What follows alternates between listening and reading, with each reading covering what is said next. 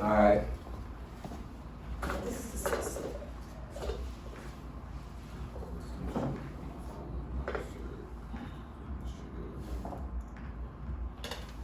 3, 2, 1.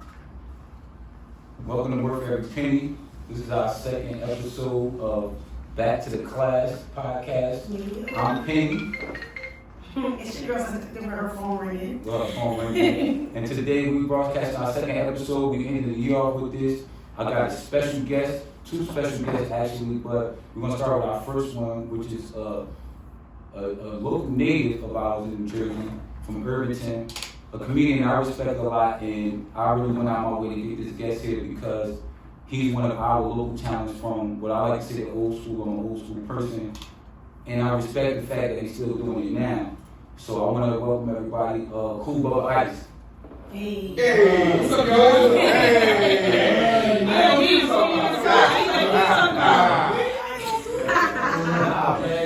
You know, well, my introduction because there's a lot of stuff in here, and that's the thing that makes you such a formidable guest. Because I looked you up, and like I told you before, I already knew who you was, and I told you how we met, which was funny. Okay. But I respect what you do, and I like that you're still going. So I just wanted to have you up here, man. It was big to me. Well, thanks for having me. Shit, I ain't think nobody thought about my line no more. I thought you was old news. No, I'm not old news. I'm just saying people like, you know, they still want to interview the Instagram comedians and stuff like that. They ain't really worried about the OGs, you know what I'm saying? But it won't be no Instagram comedy for us. Right. Hey, do it. Put that groundwork in. We got QuayHoly in here too. This is one of our local artists. He's gonna have his own episode up here as one of our guests. So say what's up, Quay. That's big ass So over you got there. this smooth voice. But Bubba, I want to get into it real quick. One thing that I'm a real big fan of yours is impersonation. I actually do a lot of impersonations myself, right?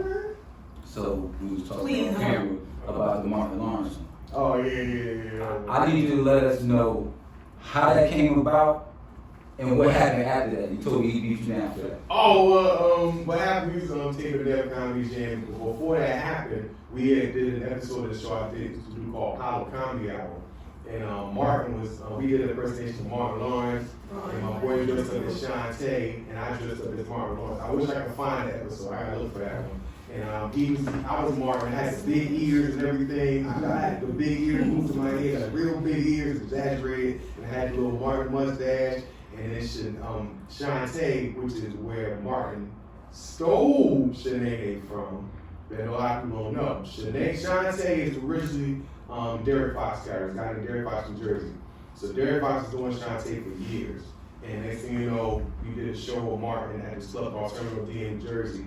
He saw Martin, he was like, yo man, that move with Shantae shit funny as hell, man, why don't you do that on my show? So they're like, okay, let's make it happen. So they met a couple of times, they talked about it. Next thing you know, Shantae became Shanae, which was what Lawrence did, and Derek was like broken hearted, like, yo, I thought you wanted me on the show. Right. So he didn't put him on, and then when we taped that Comedy Jam, I think that was like the last season. We taped that Comedy Jam before Martin left. I was the last one to tape. So when I taped, we did this skit when Shantae meets Martin, and the whole skit was about how he stole Shanae and exactly. Okay. And it was hilarious. Okay, yeah. So when he saw me, he said, hey, look, I show that you did on the camera now. And he said, I was like, ah! And he just missed me. Because he got the hands. He was really about to do them things for real. So I was like, yeah! And he missed. Like, so, he just playing with, but I take the show, toured up, got stand-up, and it's been on the road ever since that. And I was like 93. So Martin hit you up a little something. He's so good with his hands, he did it so fast that he didn't even touch me. That's how good he was. I know what you Yeah, exactly. We taped in 92. We met Martin in like 90 before Def Comedy Jam even happened. Right. So it was already cool, but when the show came out and he stole Shanae, It was Damn. that. And that's crazy too because you know Shadid one of the biggest. Yeah, that's one of his biggest acts. So that's crazy. So that's why I can understand why Derek was so hard. Yeah. It was like acting in him, not Yeah, the exactly. You understand? Yeah. I'm saying to piggyback on what you and Penny was talking about for the people who don't know you, like just give us, you know what I'm saying, a little bit of your upbringing, like, you know what I'm saying, where you come from, you know what I'm saying, just a little bit about you. Well, I started like 89. We did this, the first show I did, we did this thing at a Christian retreat. Right. He was at a Christian retreat. That was Was that a tough crowd? Like, was that a tough crowd? No. They had everything outside. Preachers and comedians. So we did like a Christian retreat, and then the thing was, we did it like every year. We went there every year. But this particular year, I said I wanted to go up there and do a whole bunch of impersonations. My boy, my best friend, since before, he wanted to rap. Right. So we found a way where I did my impersonation, they bugging out laughing, he jumped up there and did some rap from Public Enemy, and everybody like, oh, that's so amazing. So after I came back from the trip, I said, you know what? I'm gonna start doing this full time.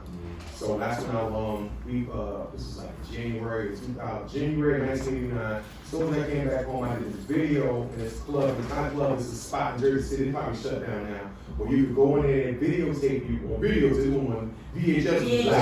So you take you home. You can do whatever you want to do. You can do whatever you want to do. You want to do a music video. You want to do anything. And they shot you for like 40 minutes, 30 minutes, whatever, like $200. Okay. So I shot my whole set for like 15 minutes. I never did a real stand-up before. That was my first time. So I took my You didn't cheat right now. Well, I did wrote something down, but I didn't know what I was doing. I was just Well, you said clarify. Yeah, I was, no. So at that time I didn't know how to cheat. Right. Come up with something and I wrote. So after I finished taping that, we did this thing. I went to school and Kool Bubba High School, and what's her name? Rita Owens, which is when I see with mom, they would say we're gonna have a talent show, but we're gonna call it a Black Celebration for Black History Month. But it really was a talent show. So she said, anybody want to get in, let me know. So I was like, yes. I ran home, got my VHS, showed them that. He said, oh my God. My team was like, you funny boy, you funny as shit. I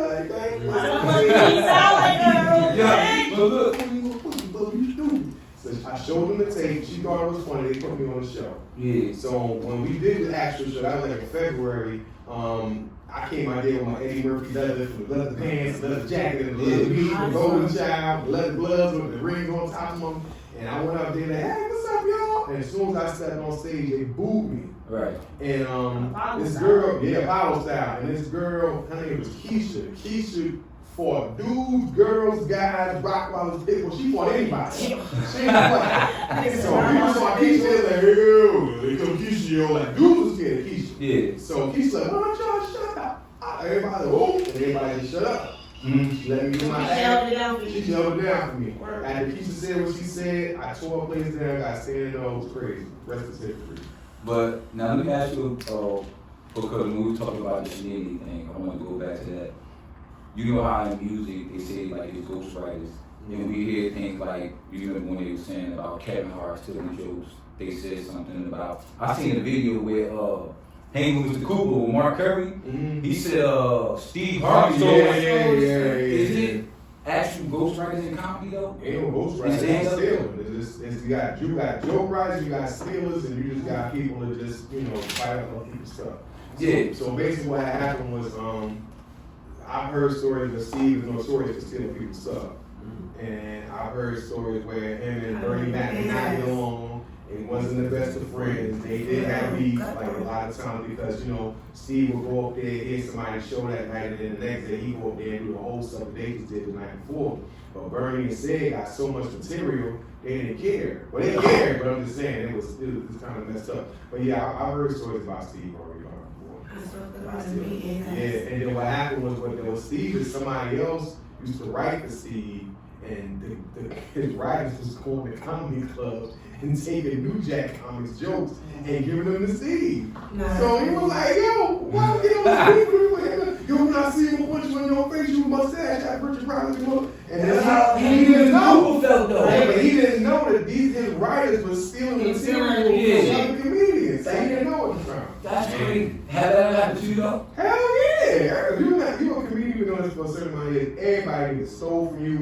canceled or something. It was a comedian, rest in peace, my boy John Smooth. I'm doing this just joke about I forgot what the joke was about. Anyway, whatever the joke was, he wound up doing it. I was like, yo, so that's my joke. Everybody knows my joke. I know my joke. So I'm like, how you just get my shit? So one night I jumped on stage and I started doing the X-Plan. And I said, Glorious, this joke has been stolen by such and such, and John Smooth, and everybody like, oh, and he was sitting right in the front, and he was broken heart, like, oh, you gonna say I You put him on the spot. Yeah, I put him on the spot, you had to. You have to. And when I came up, you stole somebody's joke, that's fighting time. Yeah, You say one yeah. Right. So these cats right here, funny when I say, yo, you stole my joke, you just talk about it now, we want your mouth. Like I heard some stories when Ricky Harris was selling people stuff, recipes Ricky Harris, he was selling people stuff, and he stole one of Mark Lawrence's joke. Yeah. And Mark beat the brakes off of Rick, knocked him out. Physically. Boom! Boom. So you saying that episode where Mark was fighting Tommy Hearns, Mark was playing around, like not that he could have beat him, but Mark might could have got with Mark got them hands. Mark got them hands for real. He was I would like to see that. I would like to see that. They should have let me over a piece of that. But then nigga, that means But his class I might is got a chance with Tommy Hearns because my shit died from high school too. No, but his weight class is different because Mark was like short, Tommy Hearns like this, so that didn't like some old trying to Yeah. super punch out type thing. Mark trying to connect with him. Not Tommy Hearns. When I was looking you up, I saw one time when you did a stand-up set at Family Reunion. Oh damn, that was like 2012, maybe 10 or something. Yeah, that was fun. Listen, now this is the crazy thing I said about that. Like I told you, like I'm from y'all era. Like I mean, I grew up off of that, raw and all that.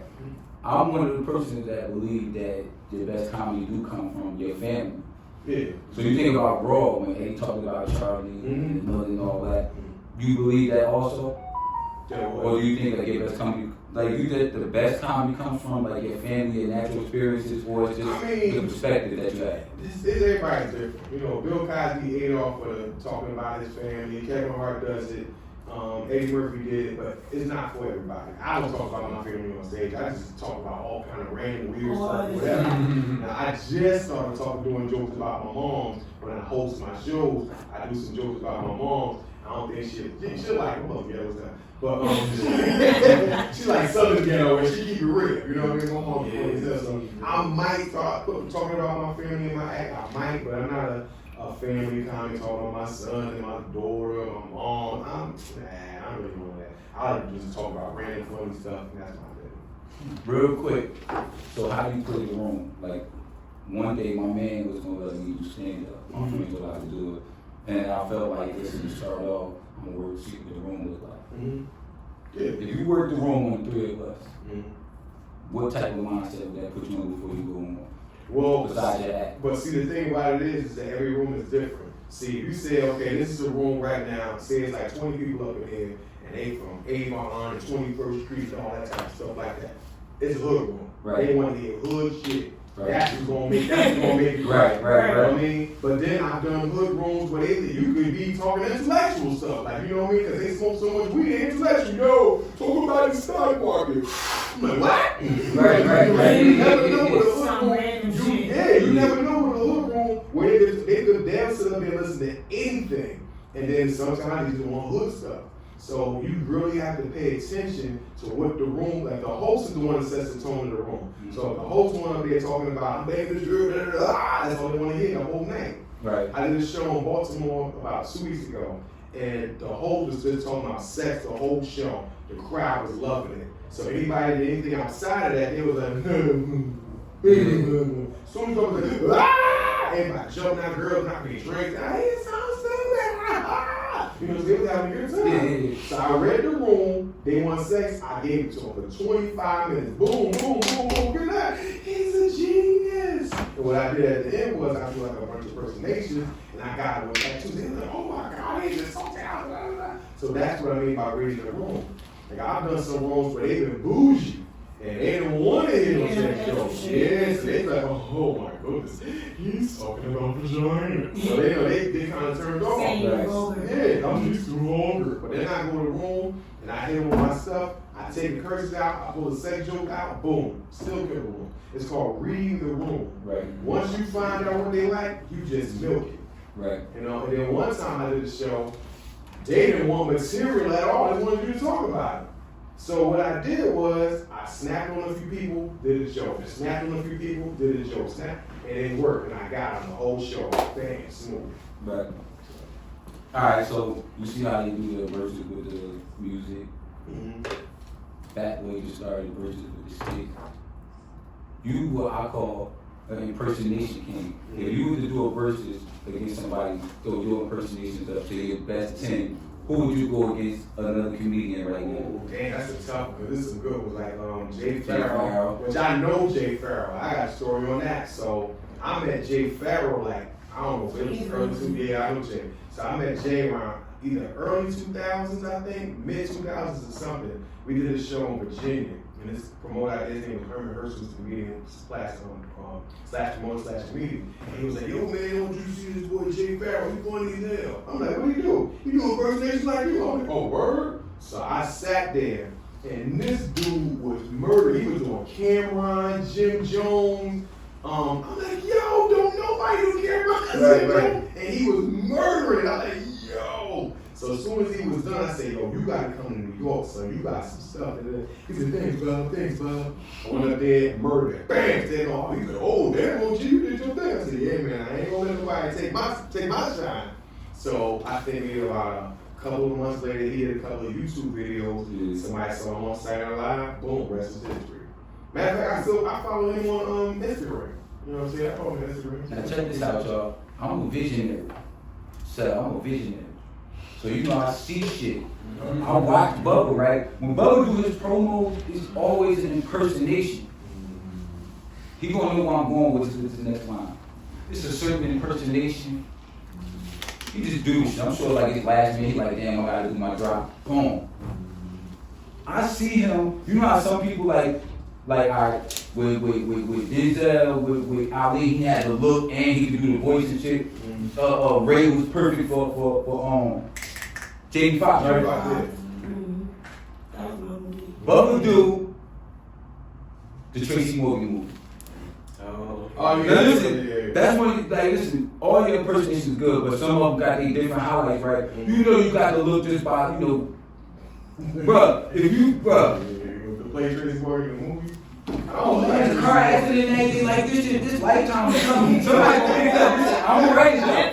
But I'm gonna write it down. I'm gonna write it out. But listen, I know you can pull it off. Let me get it Tracy real quick. So what's good, everybody? It's the Tracy Morgan. Tell you everybody back good. Yeah. Tracy Morgan if you want to. That's me. Now, I was trying to think about it. It's the faces he makes me. Right, and see, but that's the extra part to it, because you know one of my favorite impersonation people is Godfrey. Oh, God. Did you see when he did the Steve Harvey? Yeah, he got amazing. Yeah. He got Steve Harvey. Yo, let me tell you something, right? Yeah. What the hell? Godfrey one of the hardest gangsters I know, and I'm gonna tell you why. This nigga did Jason Statham in front of Jason Statham. Oh. Yeah. You didn't see that video? Yeah, that was, he This was, nigga did Jason Statham in front. yeah. The transport nigga. Yeah. You know what I'm saying? Because I like those type of impersonations when you can do another accent. Like, I didn't know a lot of those black actors like Stringer from The White. Yeah. I didn't know they wasn't American. You crazy from London. Yeah. Yeah. He's like, yeah, you know what I'm saying? Stringer, we gonna take the stuff. We're gonna go ball like one of them shit. Baltimore. See what we said is go there and go tell him walk back. He's gonna do it. Come to left. He's gonna go back there and be like, what? The dude from Snowfall. He's from England.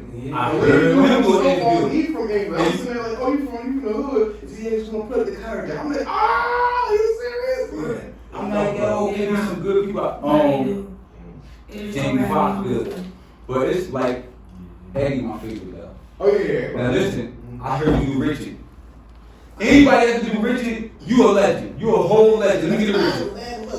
But listen, I ain't heard nobody do a better one Then that Eddie Murphy taking shit with Rich. Oh man, yeah, Rich is hard. Yo, Rich is hard. Like I feel Rich Yeah. when I first started. When I first started, I had the meanest Rich ever. But as you get older, your voice start changing and stuff like that.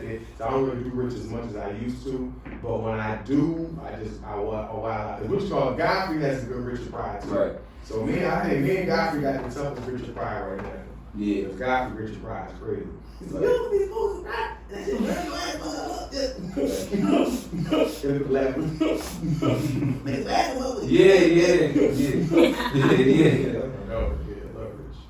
I always ask about inspirations, but I'm a home type of person. So, like, who's your inspiration from Jersey as you coming up? Like, who made it that made you want to do it as a comedian from Jersey before you? Rest in peace, Willie Asbury. That was my dog. Like when I saw Willie Asbury, when I saw Willie Asbury on a Showtime at the Apollo, and I found he was from Jersey, I was like, yo, that's it right there. Like, I mean, originally it was Eddie Murphy. But when I saw Willie doing it, he from Jersey, I said, that's it right there. He from Jersey, da, da, da, da. And then I remember one night he performed at a bar right around the corner from my apartment. I was like, what? I said, yeah, Willie Asbury last night. He jokes at me. I was like, what? Yeah. So this is like crazy. But yeah, Willie Asbury is the one that's trying me. That's what's Not up. Jersey. I see this in movies and stuff too, like your bio, my introduction will get better, but you're an actor, writer, and comedian, so you did some acting and you did some writing. Those things all those things got inspired, not so much as a comedian, but, or am I wrong? Well, writing, I just be writing up in there, because I mean, I ain't gonna I wrote my own jokes. Fugazi, that's a film. I don't remember in it, but I didn't write it. I said you acted and writing. Oh yeah, I did Fugazi, Comedy Only in the Hood, which is a street classic. If you still got Comedy in the Hood, you got a classic. That's just the funniest picture I think I've ever done in my life. Shout out to Mighty Mind Films, we did that like in 2000, and that's like a classic. That's like a hood classic. To this day, yo, you still got some Comedy in the Hood DVDs? Like, man, nah, I can find it for you though. Hey man, that's a market that we can open back up in the hood. It's the bootleg market. Well, not the bootleg. Not the bootleg. But let me clarify what I mean. But back then, when you was able to sell that physical CD, record it, and that was the market we had within ourselves. So now, when people becoming more aware to do those type of things, I think that's where we should go. We can try to get the digital money. I still try to get the physical. Right. That's why I got you here, bro. I want people like you. I want to bring that forward, but people don't know about that. So I want to start showing that. Like I said, you still on the ground. Like you just didn't show this weekend. Or was it like, no, I'm sorry. Remember I asked you for the 19th. You was busy that weekend. I think you was Delaware. Yeah, I think you did. Right.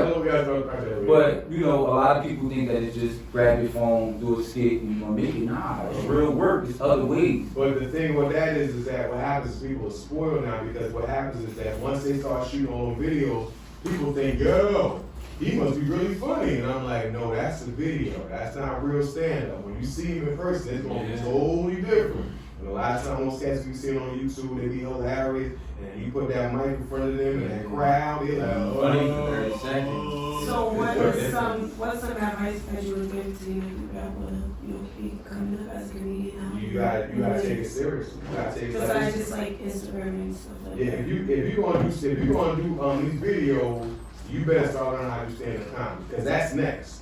Like, as soon as people see you doing all those videos, and you going video, and people let you get your followings coming up, you gotta perfect your stand-up. So you gotta get up on stage, you gotta practice, you gotta rehearse, you gotta get your minutes down, your timing, and all that stuff. And they can come to the OGs, we'll give them some, what I'm saying? I give them that work, like, yo, okay, cool.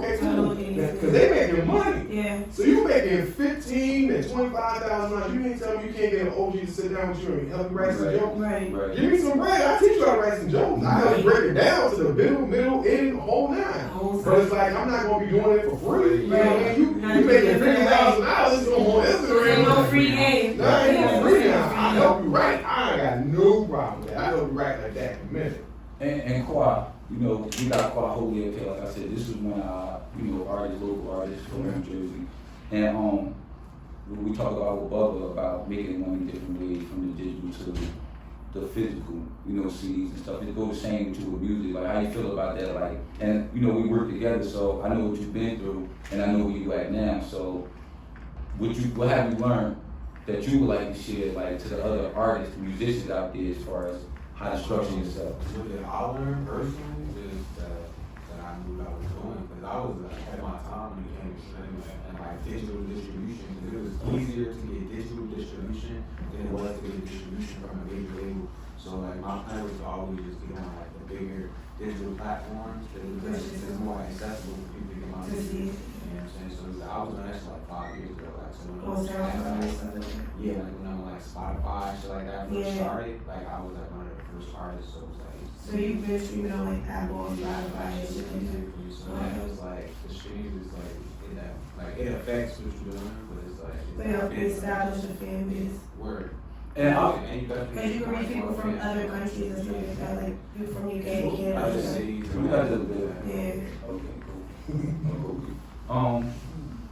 But nah, and not to interrupt, but I think that for all of us in entertainment, I think these conversations are important. We in an era now where we have to learn how to capitalize off our talent. You do stand up, you do comedy, you write, you write. I like to call myself a little more creative.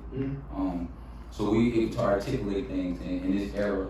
You know, I'm looking at like, man, TV, it's YouTube and stuff like that. They're looking for more natural stuff. So I think that people need to be more proactive with that and start utilizing talent, but don't just go with the trend. You know, you gotta look at all avenues. You know, you on the road, like I said, I can run it down. This man on the road. This man does his own promo, so he hits the internet. He hits the he's on Wikipedia, so you can look him up on websites and buy his tickets. Okay, you can look him up on YouTube and find a video on other people's pages. That that's the only thing I didn't know is that you had your own YouTube. No. And see, I said, you know, at that point you probably so much emotion that you said, "I'll let that be." Yeah, I'm not like the. See, my thing is like for YouTube and stuff like. Who was that? Oh. That's the microphone. That's the headphones and the microphone. The headphones from this time, yeah. Alright. You can unplug it. Make sure that's loud. But yeah, bro. Yeah, you I mean everybody going to YouTube and all Instagram and stuff like that. I mean I'm on Instagram. I'm on Instagram, I'm on Facebook, but I'm about to jump on TikTok because everybody keeps talking about, oh, we got to jump on TikTok. Right. I already set my page up. TikTok is a good gateway. It's a good gateway, especially to get in contact with people like younger, like me, millennials, and stuff like that, because that's what we use. We use internet, we always have our phones out. So we're like some of the first people that get to see all the new content. It's like an easier way to connect to the younger generation. You know what I'm saying? Bridging that age gap. You feel me? Yeah. A lot of times, like nowadays, people just want to see like a video. They just want to see something. They just want to see something funny. Little kids, they just want to see but a quick it's better when little. it's relatable though. And it's 60 seconds, right? Yep, it's Yeah, a minute. I got that all day. It's a minute long. And it's kind of like a shoot your shot kind of thing, because you got 60 seconds to make a break. So you either gotta hit the mark or you're gonna miss the target.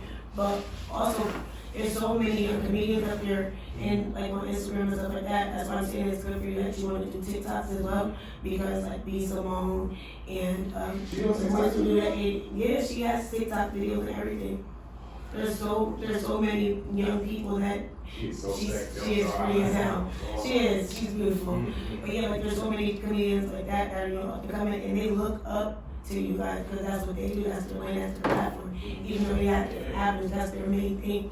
So something that might not be so big to some of us might be bigger to them. So you gotta, TikTok is crazy. I didn't know you gotta they do got that real. crossover. They got real big over the pandemic, so Everybody was on board quarantine. Now we got the fuck 2020 shirt right here. Oh, I need one of those. Yeah, fuck 2020 because that shit was crazy. It was mind-boggling ass here. So no. But I wanted to stay on that point though, like what you talking about people TikToking and like the chick you talking about. I know who she is, but I feel like with that, once I'm again, gonna jump on that. You gonna slide her DM? Who? You sure? Be Simone? bro, you because let me tell you something.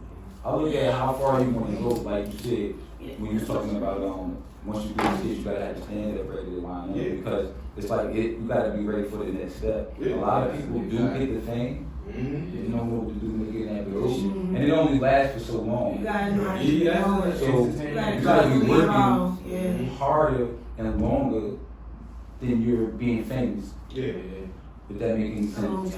I mean, Right. you can get famous quick on Instagram, not quick, but I mean, it might take a year or two to get famous and stuff like that there, but you know, it's quick. You're viral quick, somebody else is coming. The hard part is that to stay on that and also balance out your stand-up career as well as doing videos and stuff like that. So if you could do that, like Country Wayne been doing it for a minute. Right. So Country Wayne, and Country Wayne, he then got his stand-up together and his videos together. So now you see Country Wayne, he's funny in the video. And he does a lot of funny clean comedy too. Yeah. Just hilarious. You know, she had, and what I like about her, she did her own thing. Or let me like that, Bubba. I'm saying, I don't know about that. No, what I heard about Just Hilarious is that her videos is funny. She is funny video wise, but stand up, she still have problems. And she needs to do like improv. She needs a writer. She needs a writer. There's no keeping her back in. But I heard she did a show and She just had to worry about the craft. yeah, she had Tony Roberts and She she got Bean opened up and they just like boom because Tony, they've been coming for a long time. Tony Roberts is like 20 something, maybe 20, almost 30 years. She go Bean like 15, maybe 15, 10 years. And then she was doing comedy at first, but she started making more hits on the videos and the comedy and Instagram stuff. So now it's like, you know, you gotta go on your stand up. Because you guys are $20,000 a show. You gotta have $20,000. Nobody gonna pay for it. They pay it. As a fan of comedy in general, right? Like when I think, like I'm a fan of, like I said, Bill Otter. You feel me? Like Bernie Mac, Cedric Entertainment, because it's like the jokes were just more raw. It was just more authentic. You know what I'm saying? It's like you felt it. You know what I'm saying? When they talked, you wanted to listen. So I'm a fan of that. Like when you can grasp my attention like that, and like not a lot of new comedians don't really have that. You know what I'm saying? So it's more like a lot of storytelling now. It's more shock stuff. Like So they try to be shocking, but it's not. You know what I'm saying? You know, and that's the difference between our era and their era is that we had to be creative. Yeah. You know, it wasn't about you just gonna go up there and just start talking. Look at this smoke. No, you had to have jokes. Right. You know what I'm saying? If you talk about your family, that's your lane. Stay in your lane. You talk about the streets, you talk about the streets. You talk about anything, you stay in your lane. Mike Epps used to talk like when they said Richard Pryor was gonna be played by Mike Epps, that was believable. Right. Because Mike Epps used to paint a picture of the hood where you was like, yo, Yeah, that's how it is. Yeah. Right. Like when you do the joke about the dude running behind the hood. Marlon shit was good. Gun down, look like this, like that's real hood stuff. Marlon shit was good, but you felt it more when him, because I watched both of the auditions. I watched Marlon Wayne's audition. But look, I watched Marlon Wayne's audition and I watched For Richard Pryor? yeah. Okay. And then I watched Mike Epps. The difference was you felt it with Mike Epps. Yeah. Like you said, it's the person, the personality, the character, the aura that he brings. Yeah. You know, it's a little bit more raw to it. Where Marlon can articulate it, but he can make you feel it. He don't see the To market. jump into the movie thing, right? Mhm. Why do you think that some comedians transition better into movies than others? Oh, because comedy is comedy is a lot of levels. People don't understand. There's stand-up comedy, there's acting, and then there's behind the scenes comedy, which means you could be a promoter. Some comedians are good promoters. You see how you just broke that down? See, everybody can see. You gotta know your lane. Yeah. Everybody is not a joke teller. You know what I'm saying? Some Everybody gotta know your lane. Yeah, some comics are good hosts, but they bad headliners. Right. Some comedians are great headliners, but they bad hosts. Right. And then what makes a well-rounded comedian, which Bernie Mac said, was you have to be able to do all of it. You have to be good opener, middle, closer, and headliner. You can break all them down, you're a bad boy. You know what I'm saying? So those are 4 things you need to do stand up. The other thing is that you also have to be able to learn how to act. So when you on stage, you talking about a story between you and this girl, you talking back and forth, you basically is acting it out. So when you get a script in your face, and then I said, what? But you was just on stage talking about your girl and acting it out. It was hilarious. So what made Martin Lawrence great about his stuff was he acted it out. So he doing the whole thing. Then you, what you doing, man? I can't do this. You know that. Well, you had to, like he acted the whole joke out. So that's what made, you knew he was gonna be a great actor. So a lot of comics can't act this stuff out. Chris Rock is hilarious. Chris Rock can do a joke, talk about this, talk about that. It's funny, but when you get that script in his face, it's different. But now he's better. He's way better than he was when he first started. He's way better. From Pookie to now, okay, he's set this game up. So some comics it takes time. Some comics is just natural. They get a script in their hand and they just boom and they execute. But some comics get it messed up thinking, oh, I'm gonna just get off on stand up. No, you're not. None of the greats just made it off of just stand up. All the greats has had to do stand up and acting. Because you're gonna get your money off of acting, but you're gonna make a living off of doing stand up. Right. Okay. I was telling you about we were talking about the different comics you work with, and I told you when I looked you up, one of the guys that he just was funny to me, man. I just want to know if you could tell me something about him. Ray Kowski or he crazy. Yeah, he crazy guy. Nah, Ray cool. He's like one of them comics that's misunderstood. He's like one of the comics that he grew up and he loved black women. And when I say he loved black women, he loved black women. I call him the white T.K. Kirkland. Basically, he looked because he started fighting. Right. So, I've done shows with Rick, and he's almost started a fight.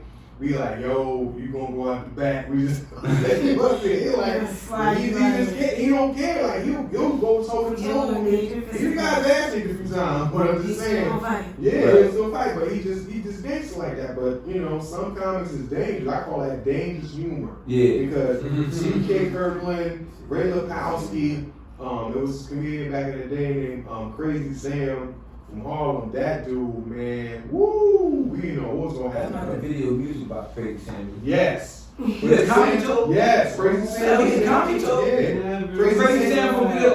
Yeah. Yes. And when I tell you his stand-up was scary, it was scary. Because we also perform at this club in Harlem called, we used to perform at this club called Uptown Comedy Club in Harlem on 125th Street. That's where I met him at. And I was like, yo, who is this dude? He just came up there, he got the dreads looking all crazy.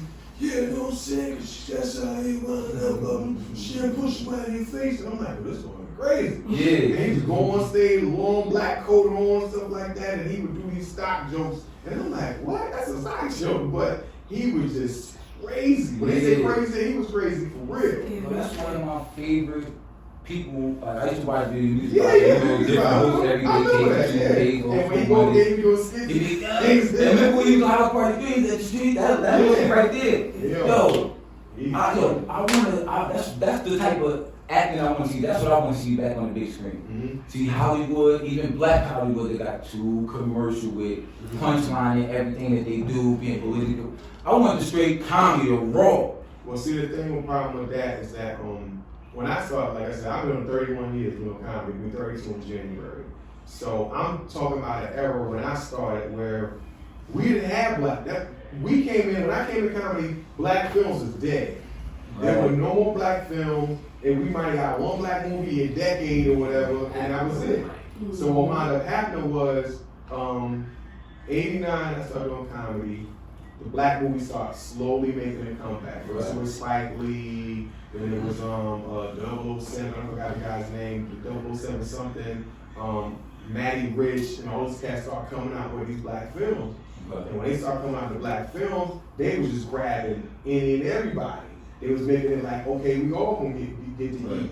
And meanwhile, the mainstream was hiring the same white people, the same one black person every movie. Recycling. Yeah, recycling them. But the black films was like, yo, we gonna grab everybody else. So we like, yay! And as soon as the black films got big, they started doing the same thing the mainstream started doing. They had more Chestnut in every movie. They had freaking Tay Diggs in every movie. And I'm like, yo, it's more of us. Y'all doing the same thing Hollywood doing. Yeah. So it's just like they got comfortable starting the same thing Hollywood doing and just messed the whole thing up. Do you feel like some of the other comedians, like when Kevin Hart on top, that he should open the door more for some of his people around, his other compadres? I know it's a touchy subject. I just mean in general, like not just him, but every time a black person makes it on top, and it's usually a comedian. That's what's crazy about it. When Richard made it on top, the pressure was on him to bring as many people up. Yeah. When Eddie got it, when Kevin But got Eddie down, did it. Eddie did it. Eddie brought in Arsenio. Eddie brought in Chris Rock. Eddie brought in a lot of people. Right. You know what I mean? So like, not to say Arsenio. versus him, but to the situation. Do you feel like when people on top, it should be more of that instead of just like just running for like the couple big checks? Think about like Chris Tucker. He wouldn't be in that situation, but you see how when he left Friday, I watched some of the interviews where they talk about a lot of them understood him going on and leaving the franchise Friday for the bigger checks at the studios. But some of them, I guess, like Q, maybe it seemed like Q felt like, nigga, this how you got on, like they stay with this too. Yeah. So I could dig it, you know what I'm saying? I could It's dig it kind of to with the the degree. loyalty thing. Yeah, Okay, see, I definitely believe that once a black comedian comes up, all the greats did it. All the greats brought somebody with them, from Red Fox, Flip Wilson, Richard Pryor, Eddie Murphy. When you look at Richard Pryor had a special on a real network, like I think it was ABC or I think it was ABC or ABC, I don't know what it was. And he brought all these. He brought in Marshall Warfield. He brought Robert Williams. He brought in Sandra Bernhardt. He brought in a boy from WKRP in Cincinnati. Like he brought a lot of black folks and white folks in. When Eddie Murphy came in, same thing. He pulled a lot of black folks in. Kev tried to do it, but he did it with the up and coming comics, and that's cool. And it was his friends. Yeah, some of them know that. He didn't know none of these non-cats. He just put them on. Right. So it's cool. But But it's a lot of veterans out here that you know we came up with you. You know what I mean? We was like, yo, Kevin, the girls in the back, get up out of here. You know what I'm saying? So you know us. You know we out here struggling. So it's like, yo, what's good? What's up with us? You know what I mean? So, I don't take it personal because I know that certain things happen in time. Like he got his own film company now. So I'm not going to kick him in the back and say, oh, Kevin, you just saw. No, I don't know what he's going to do. Right. He might surprise everybody and say, you know, I'm going to pull you in. You know what I'm saying? Because he does stuff like that. Mm-hmm. So I ain't mad at Kev. I know eventually he's going to come back and grab some of the OGs. I already know that, so I'm not even sweating. I know he's going to bring some of the OGs in. He has to. That's what makes you great. Yeah. Every great comedian has brought in other comedians behind them. The ones that didn't and got greedy and just said it's all about me, you don't hear from them no more. Right. Because if you're the only person in that circle and you don't put nobody up in there with you, when you fall, who gonna pick you up? Right. I mean, you just fell by, you just fall on your face. Bad, man. Nobody gonna pick you up. Yeah, because you didn't look out for nobody. So the key is get in and grab a couple more of us with you. Right. I don't care if it's 3, 4, 5. I'm not into this new era where they go, you gotta look out for yourself. No, you don't, stupid. We've been doing that. We gotta stop doing that and start looking out for them. Same thing with hip hop in Jersey. I was hearing stories that in Jersey, like, yeah, you know what I'm saying, people be getting on, but they don't come back and look out for their people. I'm like, are you serious? In Jersey? We don't have 1,000 fun dope rappers in Jersey, and we don't hear them. Right. Because it's like, okay, I'm just looking out for me, or I'm looking out for me. And I'm like, that's not gonna work. Yeah. In order to work, you gotta bring everybody in. If you know somebody, if you rapping and you get money, you're gonna bring my man in. Redman did it. Redman brought some people up in there. I see brought some people up in there. So it's like, we gotta keep that tradition going because it's only a handful of rappers people know about from Jersey. Yeah. And we should be on the map. Like it should be about 40 dope rap cats out of Jersey right now. 40. Putting each other on left and right. And look, Quad doing his thing, but to what you're saying, like just from my perspective, like me and him try to work together and just watching what he does and how much he had to do by himself. Mm-hmm. We had conversations about that, about him trying to do something. When you have a vision in your head, a lot of it is gonna come from you. But it's the small parts that when we try to connect with each other, you coming up here, that's big. You could easily and just win it and just did anything else. Why coming up here? For her coming here, me and my attempt is all this. We need to keep this energy rolling. So I think it is. You do need to be a person on your own, but it is about us connecting and when it's pertinent, us dealing with each other. He does music. If he makes music we like, why not support it like we support the other music that we like? That's it. You draw the line right there. Like I said, I'm a comic. That's what I love, comedy. So I pick and choose. Like I said, I watch all the videos. You see what I like. But that's it. A lot of people it's just that side out part of it where I just ain't gonna mess with it at all. That we gotta get past. Yeah. Especially here at home. Yep. I say this, you gotta start at home first. You can't worry about everybody else doing. If you open the door for one person, and that person open the one door, it's gonna keep going on and on and on. So you started, I've been doing it, he do it, she do it, next thing you know, it's boom, we all doing it. But do you maybe feel like sometimes people feel as though they don't want to bring other people on because they get them before they get them in the ass? Well, some people scared because they think like, oh, if I put you on, you gonna take what I got. You are overachieved. Yeah, and I'm like, that's impossible. That's never happened in the history of the world. It's never happened like that. You know what I mean? Like, if it's meant for you, it's gonna be for you. I mean, just to say what we were speaking of earlier with the Friday situation, like that's similar to that. Like, you feel me? At the time, after Friday, you feel me? Chris That should Tucker be went on in there, the like rush hour, things like that. He was like, in his mind, he was probably bigger than Ice Cube. You know what I'm saying? Then next, you know what I'm saying? But he didn't know that next Friday was going to be what it is without him. You feel me? And then now it's like, oh, you know what I'm saying? So it's like that's crazy. But if he didn't take the step down, Mike Epps would have got the shot. That's You right. know what I'm saying? That's So true. everything happens for a reason. Although it would have been just as hilarious if Chris was in it again. Yeah. Imagine we wouldn't even know who Mike Epps was. You know what I mean? So everything happens for a reason. Right. So you're going into 2021, Mm-hmm. ending off 2020. What you got besides going on the road? Are you doing any type of project besides the Yeah, we got the Maybe at the Movies on right now. It's on YouTube. And it's supposed to be on this network called Griffin Icon.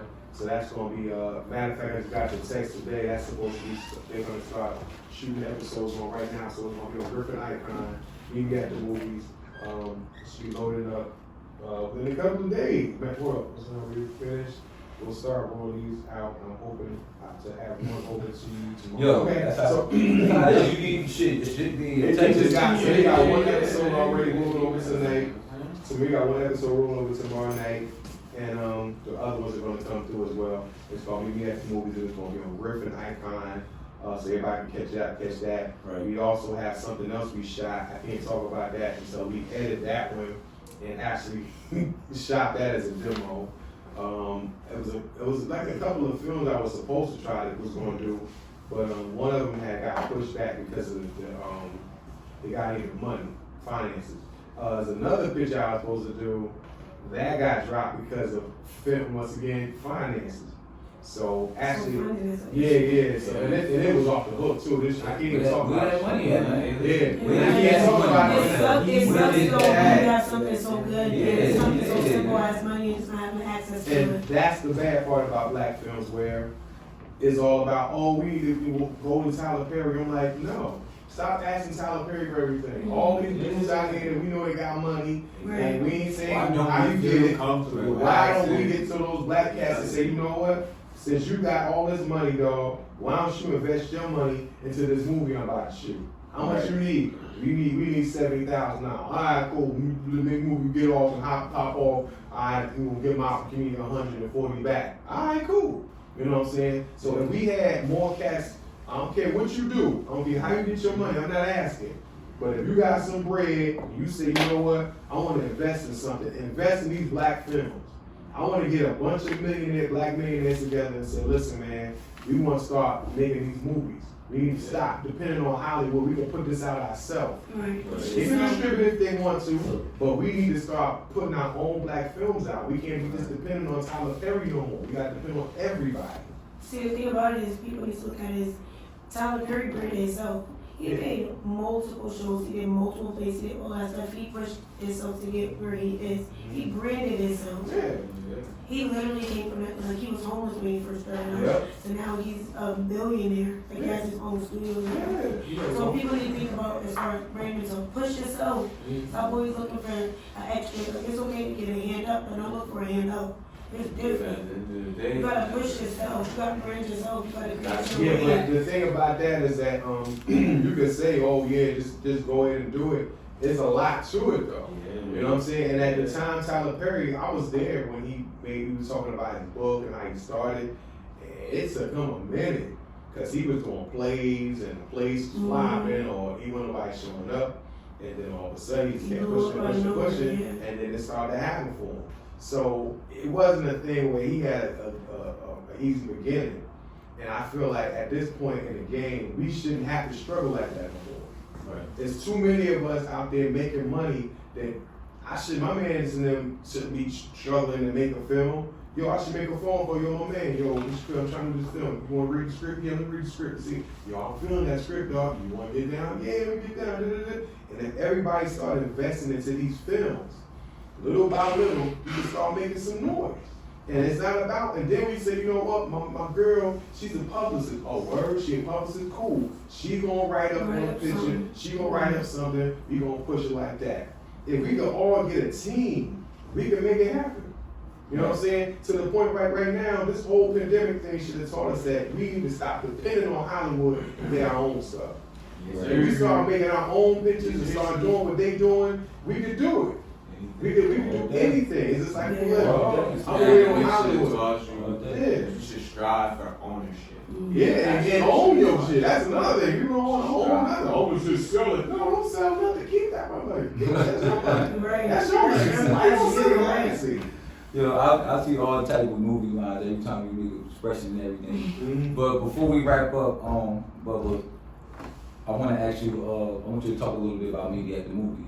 I follow the Instagram page, so follow that on Instagram. Meet Me at the Movies. Yes, please. And tell us a little bit about what's coming with that. Well, Meet Me at the Movies is like the black Cisco and Ebert. It's that we wild as hell, we cussing and talking crap about the movies and stuff like that. It's funny. We on our 5th season right now. Okay. So I mean, 1st and 4th season, 1 through 4th season right now is on YouTube. So if you want to see the first to the 4th season, it's on YouTube right now. Meet Me at the Movies right now on YouTube. And you can watch all the seasons right now. Some people watch during the pandemic. Like, yo, you want to get your laugh on? Watch the whole season of Meet Me at the Movies right now.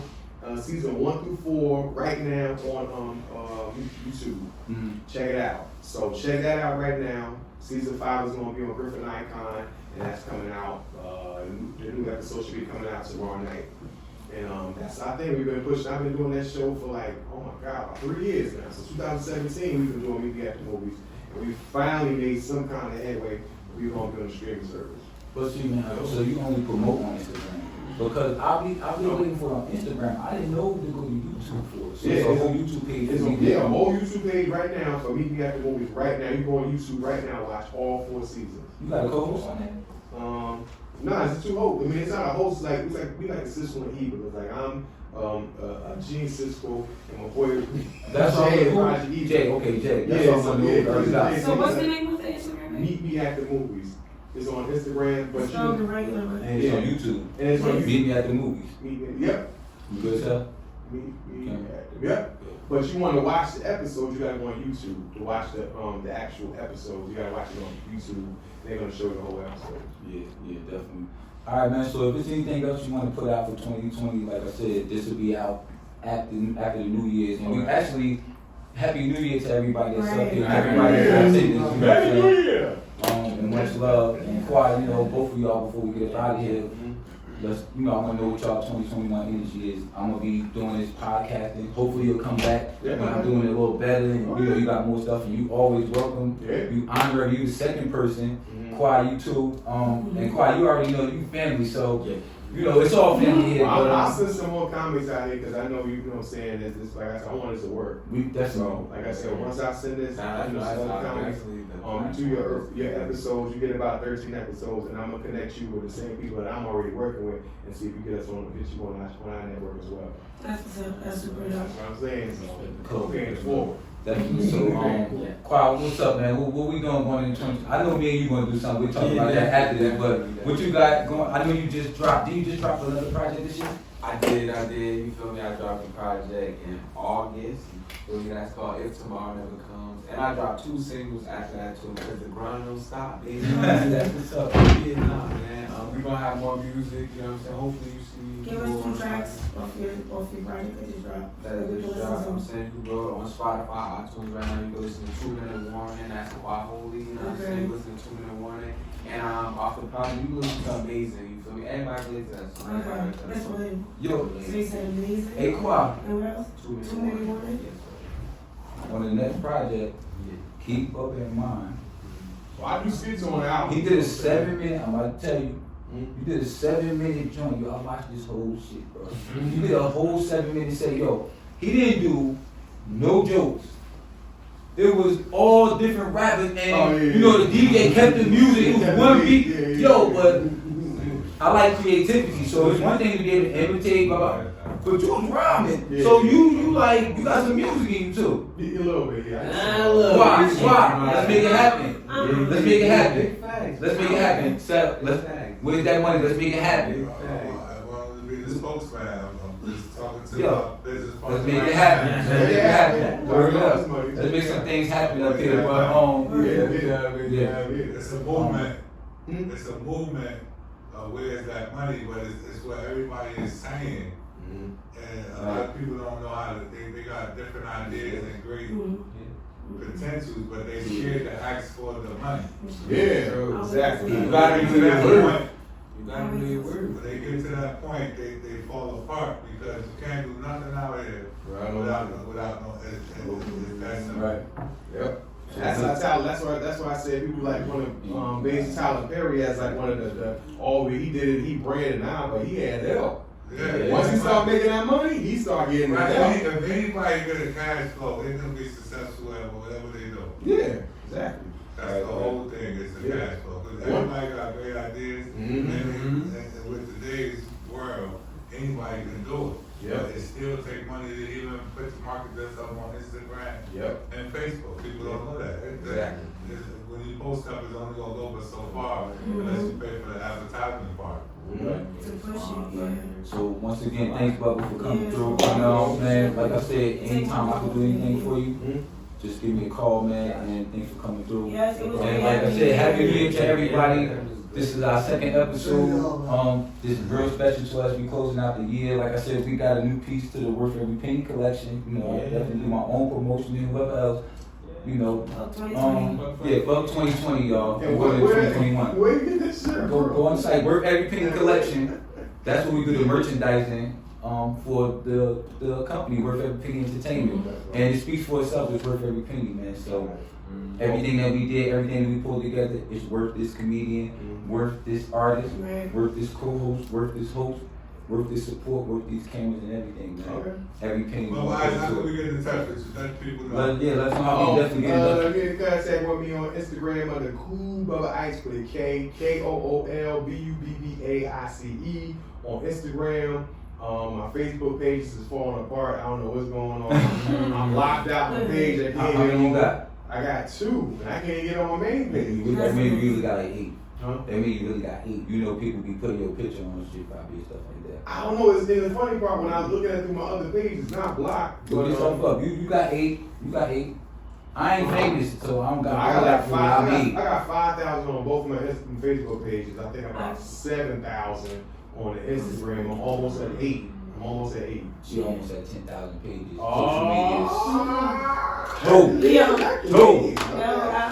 I have 5,000 friends on both my Facebook pages. I only have like 5,000 followers on Instagram. I got 7. I'm almost at 8. Yeah, no, I'm not there yet. I'm trying. I got on TikTok though. Yeah, I'm gonna get that on TikTok. I got on TikTok and it drives a lot because you can put your Instagram in your TikTok. Together? Okay, I'm gonna jump on that. Put that together. Real quick, before we go, we're gonna be politically correct. Are you married? No. Now this is another thing, right? Now listen, while I was preparing the thing, going over my notes, I'm like, man, I'm putting a person together. He's still on the road. So he's still living the road life, boy, like you slowed that down. So Nah, I be trying to get this money. I ain't worried about no road. So you still get Motel 6 pussy? No, I don't know. Motel 6 pussy. That means like, you know, he working, so he got a minute to stop off real quick, and he budgeting too, so he ain't gonna spend that much on it. But listen, it's gonna be a good time between me and you. You feel me? It's gonna be a good time. I'm crying. That's where the money's at. It's worth every penny. Hey, I don't pay for nothing, but I'm saying it's just something. Hey, I don't know. Nah, that's what's up, man. I like to see you on your grind, and it inspires me to keep doing what I'm doing. And we're gonna wrap it up, man. And that's our episode. And thanks again, Bubba Ice and Quay. Let them know where they can find you too. What? You about to knock me out. That's how I do it. I'm a hand person. And we a little close. That's on Instagram at QuayHoly93. You know what I'm saying? 'Cause I got 10,000 followers. See, I'm not there yet. I'm trying to get there. Wait, You what can follow me happened? on Twitter at Lord He's Skinny. LAWD. Lord, He's he's Skinny. Lord, he's skinny. Lord He's Skinny. That's funny. But you got this, don't you got the like the Spotify, all the shit going to All that shit, Spotify, yeah, and yeah, it's it's all all- consistent. yeah. It's all See, online. you know how to do business. All You learn branding. QuayHoly. That's We ain't gotta do Kool Bubba. You look up, ain't no other nigga named Kool Bubba Ice, especially with a K. And let me tell you, Kool Bubba Ice. real quick, Cool. this is one of. I'm a fan of the coat. See, we ain't talk about the coat, but if you see a nigga with a White mink coat. white mink coat on like this, He stole that shit from Bubba. Just know. with a rerun hat, Mm-hmm. yo, we can do this one too, yo. Yeah. Oh. Ain't his life a story? Huh? Ain't his life a story? Ain't nobody wrote nothing about rerun. Now Gonna you get try. about this here, Times man. rerun. But his life is a story. It is a story. Hey, look, That's the all funny our part. people, all our people. 'Cause let That's me tell you the something. funny part. Let me tell you It's the something. story behind rerun. And I know everybody gonna stand up like this, right? Yo. I'm volunteering myself first, but I'll pay to see the right actor play the legend, man. Ike Turner. Let's go, baby. We out of here. Work every penny. This is the back of the class, man. Thanks for bugging out with us. We'll see you next time at Worth Every Penny Entertainment on YouTube. What's up? You took a rerun.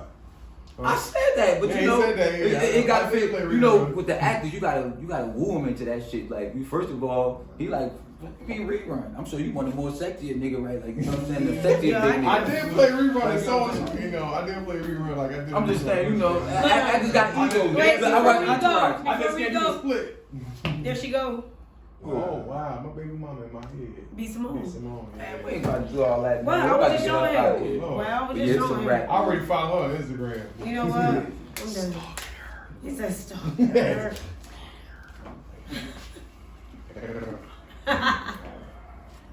I look at the number. Yeah, we The connect. number for That's it, man. That's good. That's what's up. I So got- what we got, but I see you play. We got the two angles. That's me and you in this frame, and that's them two. Okay. I made sure that Yeah, I was that you got placing your that. own. Yeah, I know you know camera presence. Hell yeah. Listen, I took acting classes even though I never made it. Let Let me tell you, I just trying a bunch of stuff. I had to find my niche. Mm-hmm. This is what it was. I had on Blog Talk Before You podcast want was one too? popular. I had a sports show with King Cross. They used to play for the Clippers, right?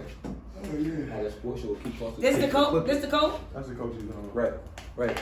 And when I found out that I could hold court, when I can't see the reaction or the people I'm talking to, and I always wanted visual before people started podcasting. So my visual for this, seriously, like I'm a fan of Drink Champs.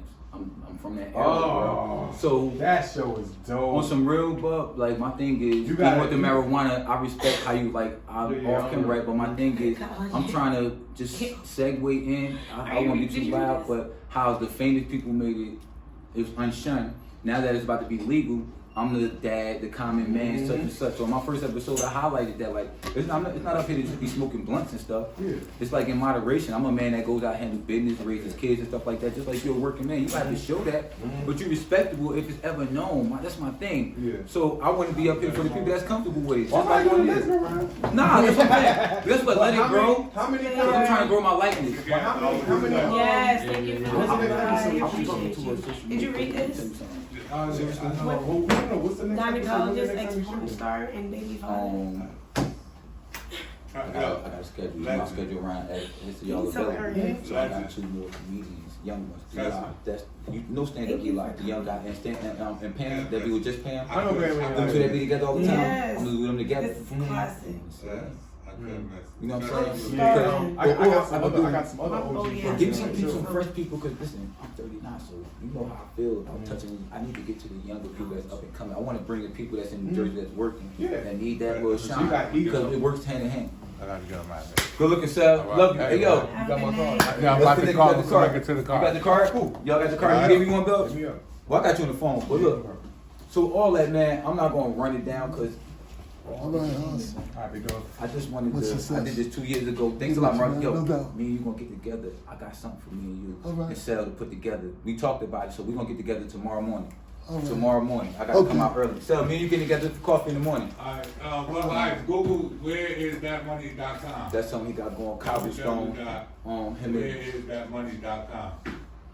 and Where's that? But we could get, Bub, do your thing with the smoke. You could take it with you or whatever. Okay, Take cool. your shit You with got, you or you got whatever. some baggies or something like that? Alright, let me find mine that could, let me tell you how to put up a person. Where is the money? Where is that money? Sure. Let me get around, y'all. And I got the cigarette. It's a website. Hey, yo, I'm gonna do the episode, when I quit smoking bubbies, this gonna be Wow. live on the episode on the My fly. vision I'm was- gonna put the pressure on myself now. Right. For me to do Where's the Money skits. Okay. Right? And come up with it, and we direct them to the website by the mercs and stuff like that. And everybody, like you said, everybody eats. It's enough for everybody. Where's that money? There you go. Okay. That's it right there. So you said you want to shoot some commercials for Yeah, us? hit it. Do some skits, commercials. Who's shooting it? This is what I'm saying. We can sit down and talk. Call me because I know somebody that can shoot Yeah, this. see what I'm saying? So we got the mercs and stuff up. We got the store all the way up and running. Okay. So that's gonna send them to the store and buy the shirts, the hats, and You take the got a budget shooting? No, we're gonna keep a budget. Oh. We understand the game. I can get somebody. I can get somebody to shoot it for you, and I can get somebody. Ain't nothing gonna go without. There's people like, All right, got you. All right. Nothing. Hit me up some what's some hit me up. So we shooting the thing on Bob. I mean, so coronavirus soon everything up, Mhm. but they going back into. But you can shoot this though. You can shoot this anyway. You can do a closed area. You can shoot it. Gotta come up with the shit. All right, cool. Let me know. I Put know. something together. That's what it is. All right. That's where we go from there. Got you. Let's make it happen. And I got a song. It's a rap song with it. And I got Uncle Murdo. He on the song. Oh, Silver Murder? Yeah, He so- dope. I like Uncle Murder. But you know, right now it's this time of year. They do the wrap up. Mm-hmm. So we can push the song, this, the mercs. We know people don't buy music no I'm the young more. y'all. Yeah. We know that. Go on title and just Believe it, listen. We know They don't that. wanna So believe we it. ain't gonna get all, we're gonna sell 1,000,000 records and this, that. We're gonna eat off the mercs. Okay. We sending people to buy the hats, the shirts, and everything that's on the site. And that's how we eat. All right, cool. Let's get it. YouTube gonna love me for that 59 minutes.